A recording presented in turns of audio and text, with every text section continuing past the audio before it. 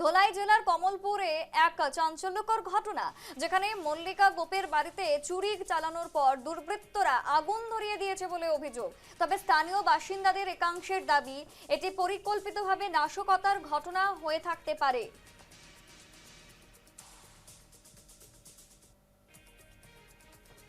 গ্রামের মানুষ হ্যাঁ, গ্রামের মানুষরা এখানে রয়েছে।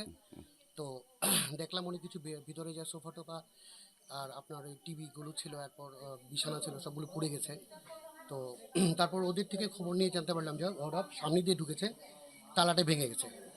সামনের দিকে দরজার তালাটা ভেঙে ওরা ভিতরে ঢুকেছে, তারপর পিছন দিয়ে বেরিয়ে গেছে। আমার মনে হচ্ছে নাশকতা, নাশকতা ছাড়া এটা কিছুই নয়।